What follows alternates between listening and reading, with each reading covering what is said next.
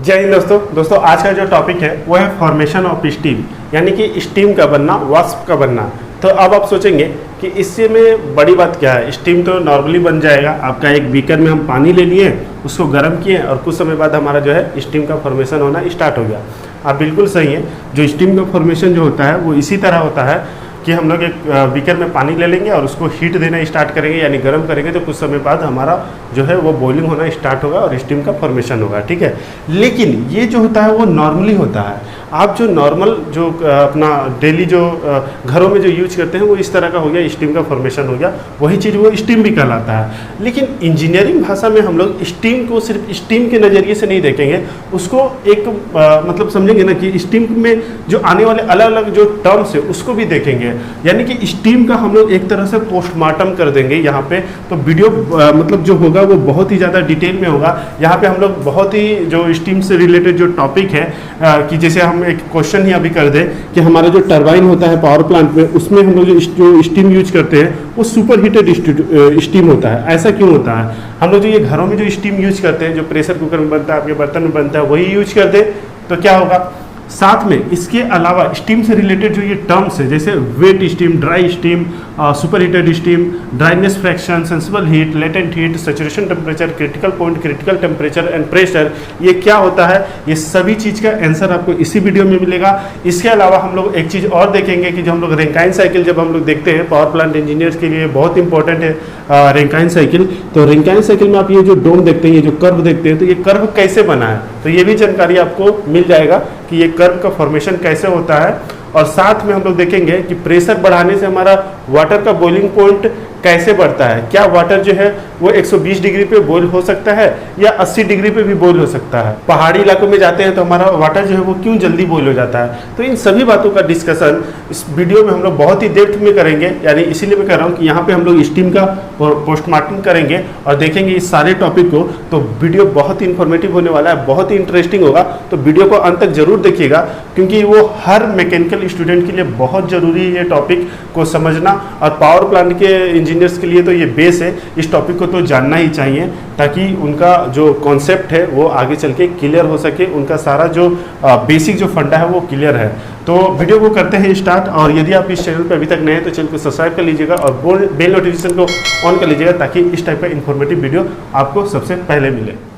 तो formation of steam यानी कि स्टीम का बनना, तो इस टॉपिक को समझने के लिए अभी हम लोग ने कुछ यहाँ पे अरेंजमेंट लिया है। जैसे यहाँ पे एक बर्तन में हमने कुछ पानी लिया है, ठीक है, और इस पानी को गर्म करने के लिए हमारा यहाँ पे एक अरेंजमेंट है। यानी यहाँ पे हम लोग देखिए हीट दे रहे हैं, और हीट कहाँ से देख रहे हैं? तो नॉर्मली आप घरों में क्या करते हैं, गैस सिलेंडर यूज करते हैं, इसी से गैस देते हैं और ये गैस को जलाते हैं तो हीट मिलता है। तो ये हीट दिए, पानी हमारा गर्म हुआ, स्टीम बनना स्टार्ट हुआ, और ये वाटर का टेम्परेचर या स्टीम का टेम्परेचर चेक करने के लिए यहाँ पे एक थर्मामीटर लगा दिए हैं, ताकि हमारा कितना टेम्परेचर राइज हो रहा।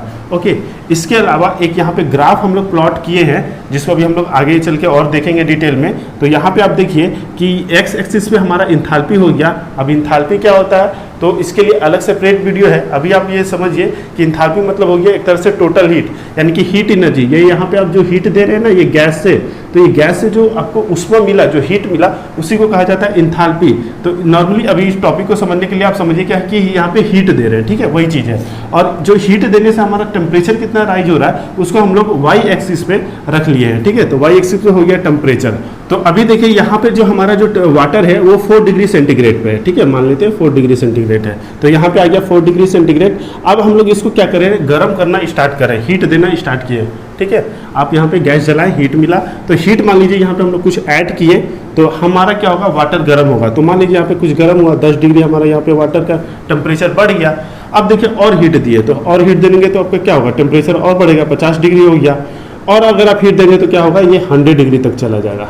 ओके, तो आप देखेंगे कि जैसे जैसे हीट दे रहे हैं तो ये जो वाटर का जो टेम्परेचर है वो बढ़ता जा रहा है। और आप ये दोनों लाइन को मिलाएंगे तो आपको एक पॉइंट मिलेगा इंटरसेक्ट करते हुए, ठीक है। तो ये जो पॉइंट जो होता है ना, इसको हम लोग इस तरह से मिला देते हैं। ओके, अब मिला दिए तो हमको एक सीधा एकदम कर्व मिला यहाँ पे। ओके, तो यहाँ पे देखिए हम लोग हीट जो दे रहे थे तो हमारा टेम्परेचर जो है वो 100 डिग्री तक बढ़ गया। अब हम लोग जानते हैं कि 100 डिग्री पर हमारा वाटर जो है वो बॉईल होना स्टार्ट होगा। तो बॉइलिंग यहाँ पे होना स्टार्ट हो जाता है। लेकिन अब अगर आप हीट देंगे तो आप देखेंगे कि वाटर का जो टेम्परेचर है वो बढ़ नहीं रहा। यहाँ पे जो आपको वाटर का जो टेम्परेचर शो कर रहा था 20, 50, 100, तो 100 तक आके आपका कुछ देर के लिए होल्ड हो जाएगा। अब आपको कुछ देर के लिए होल्ड होगा तो जैसे जैसे आप हीट तो दे रहे हैं, यानी आपका जो गैस जो है वो जला के रखे हैं, ठीक है, आपको हीट जा रहा है, लेकिन आपका टेम्परेचर राइज नहीं हो रहा। तो यहाँ पे हम लोग हीट दे रहे हैं लेकिन टेम्परेचर यहाँ पे राइज नहीं हो रहा, तो कुछ ग्राफ इस तरह का आएगा। अब कुछ समय बाद आप देखेंगे कि जो ये वाटर जो है वो स्टीम में कन्वर्ट होना स्टार्ट हो गया जैसे जैसे हम लोग हीट दे रहे हैं, और स्टीम में जब कन्वर्ट हुआ तो उसके बाद आपको देखेंगे कि इसका जो टेम्परेचर है वो इस तरह से राइज कर रहा। ओके, इस तरह से राइज किया। तो यहाँ पे देखिए वो इस तरह से आपको ग्राफ दिखेगा स्टीम फॉर्मेशन का, कि यहाँ से आपने हीट दिया, बॉइलिंग पॉइंट तक गया, यहाँ पे स्टीम का फॉर्मेशन हुआ, और यहाँ पे आपका जो स्टीम जो है उसका टेम्परेचर बढ़ा। तो यहाँ से यहाँ तक जो हमने हीट ऐड किया तो ये कहलाता है आपका सेंसिबल हीट, ठीक है, SH यानी कि सेंसिबल हीट। यहाँ से यहाँ तक यानी कि यहाँ से वाटर जो है वो बॉइलिंग हुआ, और यहाँ पर पूरा जो है वो बॉइलिंग होके हमारा जो है स्टीम में कन्वर्ट हो गया। तो यहाँ पे जो हीट ऐड हुआ उसको कहा जाता है लेटेंट हीट। ओके, और यहाँ से यहाँ तक इसके बाद जो हम लोग हीट ऐड किए जिससे हमारा स्टीम जो है वो सुपर हीटेड हो गया, ठीक है, सुपर हीटेड, तो वो जो हीट कहलाएगा वो कहलाएगा हीट ऑफ सुपर हीट। अब देखिए सेंसिबल हीट कहने का क्या मतलब है कि यानी कि हीट जो ऐड किए वो सिर्फ वाटर का टेम्परेचर को बढ़ाया, तो उसको कहेंगे सेंसिबल हीट। मतलब जो हीट हमको दिख रहा है, हमको फिजिकली हम उसको सेंस कर पा रहे हैं कि हाँ हमने हीट एनर्जी दिया, हमारा टेम्परेचर बढ़ा, तो उसको कह दिया सेंसिबल हीट। यहाँ पे जो हम लोग हीट ऐड किए तो हीट तो ऐड कर रहे थे लेकिन हमको टेम्परेचर दिखाई नहीं दे रहा था कि बढ़ रहा है या नहीं बढ़ रहा, यहाँ पे सिर्फ फेज चेंज हो रहा था, तो उसको हम लोग कह देंगे, यानी जो हीट दिखाई नहीं दे रहा था तो उसको इंग्लिश में कहा जाता है लेटेंट, तो उसको कह दिए लेटेंट हीट। ओके, और यहाँ पर जो हमारा स्टीम इसके बाद जो फॉर्मेशन हो रहा था उसको कहते हैं सुपर हीटेड स्टीम। तो सुपर हीट होने के लिए जो हीट चाहिए तो उसको कहते हैं heat of super heat. Okay, तो अभी देखिए ये चीज आपका क्लियर हो गया, यानी कि सेंसिबल हीट हो गया, लेटेंट हीट हो गया, और सेचुरेशन पॉइंट यानी कि यहाँ पे जो बॉइलिंग पॉइंट आया था हम लोग देखे थे बॉइलिंग पॉइंट। तो यहाँ से अभी यहाँ तक हम लोग चीज़ों को और बारीकी से समझते हैं कि अब यहाँ पे हमारा 100 डिग्री जैसे आ गया था तो हमारा टेम्परेचर राइज नहीं हो रहा था, फेज चेंज हो रहा था। और फेज क्या चेंज हो रहा था कि वाटर से स्टीम में वो कन्वर्ट हो रहा था। तो वाटर से स्टीम में जब वो कन्वर्ट हुआ तो वो अचानक तो नहीं ना हो जाएगा। अब देखिए यहाँ पे जो आप हीट दे रहे तो ये क्या पूरा पनिया जो है वो तुरंत गर्म होकर पूरा स्टीम बन जाएगा, नहीं ना, वो धीरे धीरे गर्म होगा। तो ठीक उसी तरह यहाँ पे वो धीरे धीरे स्टीम में वो कन्वर्ट हो रहा था। तो आप देखेंगे कि यहाँ तक हमारा जो था वो पूरा वाटर था, तो ये हमारा हो गया वाटर रीजन। यहाँ से यहाँ तक आप देखेंगे तो आप देखेंगे कि यहाँ से स्टीम बनना स्टार्ट हो गया था और यहाँ पे उसका एंड हो रहा, मतलब पूरी तरह से स्टीम वो बन गया था। तो इस रीजन की अगर हम बात करेंगे तो ये हो जाएगा लिक्विड प्लस वेपर रीजन, यानी कि यहाँ पे पानी भी है और वेपर भी है, स्टीम भी है। और अगर यहाँ पर देखेंगे तो इसको कहा जाता है super heated steam. Super heated नाम क्यों? तो देखिए नाम से ही लग रहा है कि ये सुपर है, जैसे होता है ना सुपरमैन, यानी कि दूसरे आदमी के मुकाबले में उसमें कुछ सुपर शक्तियाँ हैं। उसी तरह यहाँ पर भी जो स्टीम है वो नॉर्मल स्टीम के मुकाबले में इसमें कुछ एनर्जी ज़्यादा है, कुछ ज़्यादा इसमें इसकी क्वालिटी जो है ज़्यादा अच्छे है नॉर्मल स्टीम के मुकाबले में, इसलिए इसको कहा जाता है सुपर हीटेड स्टीम। तो हर एक नाम का मतलब भी समझते रहिएगा ताकि आपका जो टॉपिक है वो बहुत ही अच्छे से क्लियर हो सके।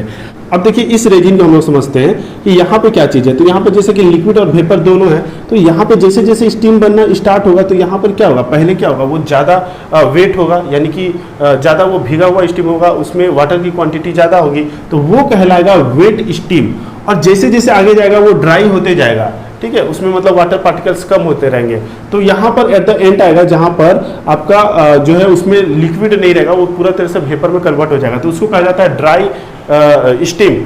ठीक है, तो उसको कहा जाता है ड्राई स्टीम। जहाँ पे ये पूरी तरह से होकर यहाँ पे निकलेगा तो उसको एक और स्पेशल नाम दे दिया गया जिसको कहा जाता है ड्राई सेचुरेटेड स्टीम। ठीक है, यानी कि वो पूरा अच्छे तरीके से सेचुरेट हो गया, पूरा अच्छी तरह से ड्राई हो गया, उसमें कोई वाटर पार्टिकल्स नहीं है। जैसे फॉर एग्जांपल जैसे बॉयलर में होता है ना, ड्रम से जो आउट होता है स्टीम, तो उसको कहा जाता है ड्राई सेचुरेटेड स्टीम, मतलब उसमें कोई वाटर पार्टिकल्स नहीं है, पूरे अच्छी तरह से ड्राई हो गया। ड्राई स्टीम को अगर आप देखेंगे तो वो आपको दिखाई ही नहीं देगा, और वेट स्टीम जो होता है वो आपको आंखों से दिखाई देगा। ठीक है, इसमें ये जो है वो दोनों में अंतर है, इसको भी याद रखिएगा। अभी देखिए अब हम लोग यहाँ पे क्या देखें कि हमारा सुपर हीटेड स्टीम बन गया वाटर से। अब जैसे मैंने यहाँ पे कहा कि यहाँ पे 100 डिग्री का टेम्परेचर जैसे ही आया तो हमारा स्टीम में कन्वर्ट हो गया वाटर। बचपन से ही हमें यही सिखाया जाता है कि वाटर जो है वो 100 डिग्री पे उबल जाता है, स्टीम में कन्वर्ट हो जाता है। तो सही बात है, बचपन में हम लोग छोटे रहते हैं, ज़्यादा प्रेशर नहीं आने दिया जाता है, प्रेशर टॉपिक को छुपाया जाता है। यानी कि अगर हम कहें कि जो पूरी जो लाइन है कि वाटर जो है वो 100 डिग्री में बॉयल हो जाता है, स्टीम में कन्वर्ट हो जाता है तब जब आपका एटमॉस्फेरिक प्रेशर 1 है, ठीक है, यानी 1.033 kg पर सेंटीमीटर स्क्वायर प्रेशर है, तो आपका जो वाटर है वो 100 डिग्री पे बॉयल हो जाएगा। लेकिन ये आपका प्रेशर के साथ वेरिएशन होता है, यानी कि आपका प्रेशर बढ़ेगा तो आपका बॉइलिंग पॉइंट भी इसका चेंज होगा। जैसे इसको हम लोग बहुत ईजिली समझते हैं, जैसे हम बॉइलिंग पॉइंट बोले तो boiling point is directly proportional to pressure, यानी कि प्रेशर अगर बढ़ेगा तो हमारा बॉइलिंग पॉइंट भी बढ़ेगा, और अगर प्रेशर घटेगा तो बॉइलिंग पॉइंट भी घटेगा।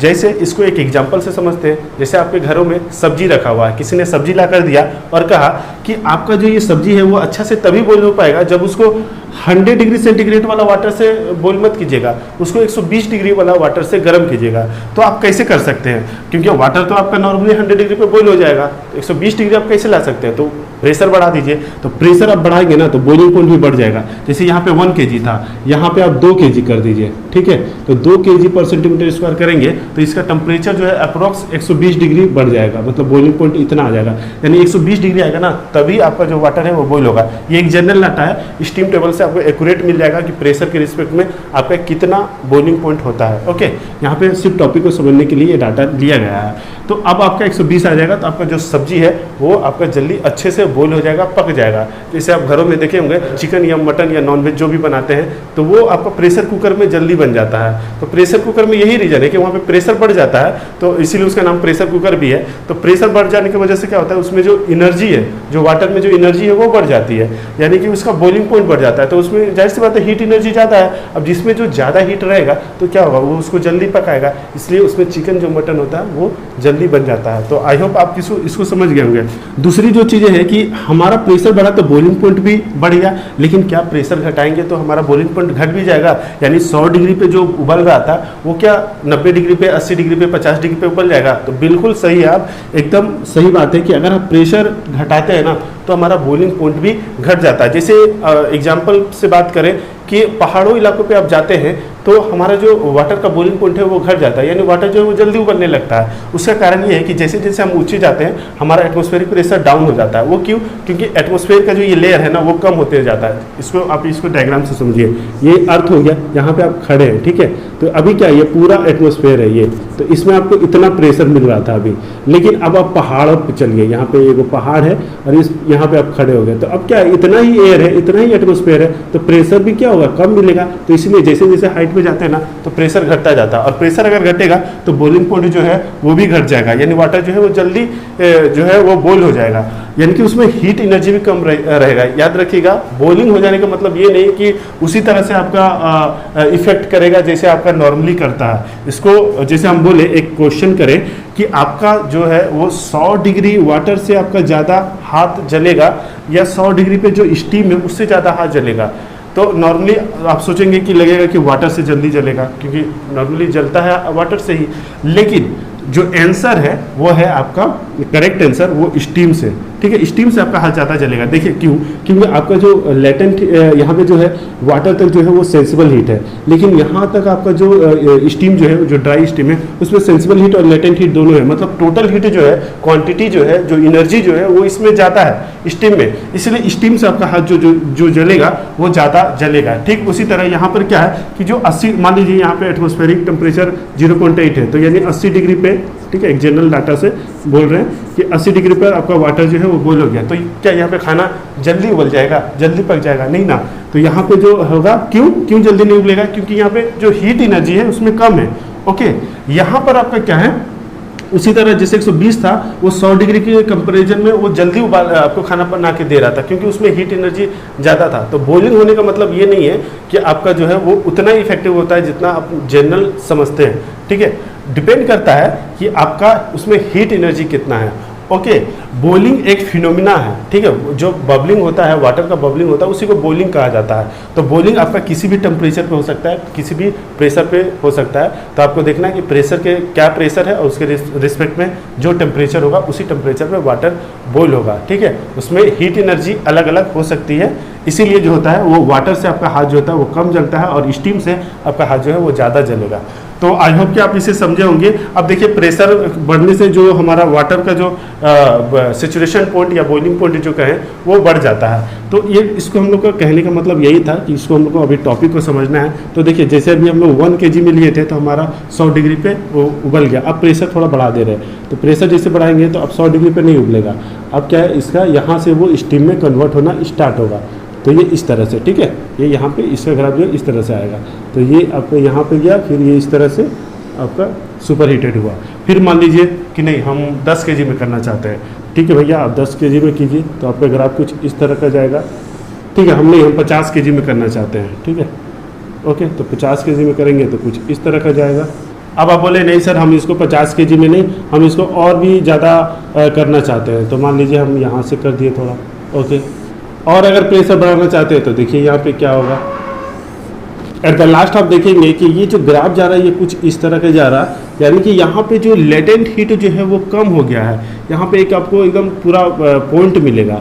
और आप देखिए कि इस जैसे जैसे ग्राफ जा रहा है ना, तो आपको एक जो चीज़ें है वो आपको देखने को मिलेगी कि जैसे जैसे हम प्रेशर बढ़ा रहे थे तो सेंसिबल हीट तो बढ़ता जा रहा है, ठीक है। देखिए यहाँ पे बढ़ता जा रहा है, ये पॉइंट जो था पहले यहाँ पे था, अभी जो है वो फिर यहाँ पे हो गया, फिर यहाँ पे हो गया, मतलब सेंसिबल हीट बढ़ रहा था और लेटेंट हीट जो है वो घटता जा रहा है। देखिए ये जो है वो पूरा नैरो होते जा रहा, पहाड़ की तरह आपको अभी दिखेगा। देखिए अभी आपको मैं दिखाता हूँ इसको, ग्राफ को, इसको ब्लैक पेन से करते हैं तो यहाँ से इस तरह से ये आपको ग्राफ मिलेगा। तो रैंकाइन साइकिल में जो ये आप ग्राफ देखते हैं ना, ये यहीं से बन के आया। तो आपको समझ में आ गया कि ये जो ग्राफ बना वो कैसे बना। तो जैसे जैसे हम लोग प्रेशर बढ़ाएं तो लेटेंट हीट जो है, लेटेंट हीट ऑफ वेपोराइजेशन वो घटता गया और सेंसिबल हीट बढ़ता गया।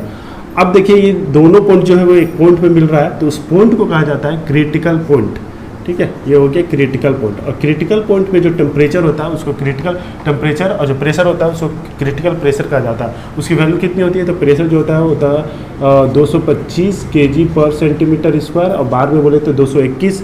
और इसका जो टेम्परेचर होता है वो लगभग आपका अप्रोक्स जो होता है वो आपका 374 डिग्री सेंटीग्रेड होता है। यानी इस टेम्परेचर पे और इस प्रेशर पे वाटर आएगा तो उसमें लेटेंट हीट देने की जरूरत नहीं है, कोई इस तरह का हीट नहीं आएगा, इस तरह से ये रिजिड नहीं आएगा, वो डायरेक्ट वाटर जो है वो यहाँ पे स्टीम में कन्वर्ट हो जाता है। इसलिए इस प्रेशर या इस प्रेशर के ऊपर जो बॉयलर वर्क करता है, जो हम लोग बॉयलर जो चलाते हैं उसको कहा जाता है सुपर क्रिटिकल बॉयलर। तो आप इसे समझ गए होंगे इस टॉपिक को। अभी देखिए, अभी हम लोग इसको एक फ्रेश डायग्राम बनाते हैं और आप ही से अभी पूछेंगे कि कौन सा रीजन क्या है। आपको क्लियर हुआ कि नहीं, आपको पता चल जाएगा। देखिए ये हमारा ग्राफ हो गया जो कि वाटर से स्टीम में कन्वर्ट हो रहा है। आप देखिए यहाँ पे अगर हम पूछे कि ये रीजन क्या है तो आप बहुत आसानी से बोलेंगे कि ये वाटर रीजन हो गया। यहाँ पे बोलेंगे तो आप बोल सकते हैं कि ये सुपर हीटेड स्टीम रीजन हो गया, ओके। यानी सुपर हीटेड स्टीम यहाँ पे अवेलेबल है। ये वाला पॉइंट क्या कहलाएगा, तो यहाँ पे मतलब ड्राई स्टीम कन्वर्ट हो गया है, ठीक है। यहाँ पे हमको जो मिला वो ड्राई सैचुरेटेड स्टीम है। यहाँ पर क्या है, तो हमारे यहाँ पे पूरी तरह से वाटर जो है वो बॉईल हो रहा है, यानी कि यहाँ पे पूरा अभी वाटर है, जस्ट ये स्टार्ट होने वाला है, आपका स्टीम में कन्वर्ट होने वाला है। यहाँ पे हम लोग बोले तो ये लिक्विड प्लस वेपर जोन हो गया, मतलब यहाँ पे लिक्विड भी है और वेपर भी है। और जैसे जैसे आगे जाएगा वो ड्राई होते जाएगा, और कितना ड्राई है वो हमको ड्राइनेस फ्रैक्शन से पता चलेगा, ओके। अब जैसे हम बोलेंगे कि क्रिटिकल पॉइंट कहाँ पे है, तो आप जानते हैं कि ये जो लाइन जो हो जाती है वो इस तरह से आगे मिलती है, और ये वाला जो पॉइंट कहलाता है वो क्रिटिकल पॉइंट कहलाता है, जिसका टेम्परेचर प्रेशर ये है, ओके।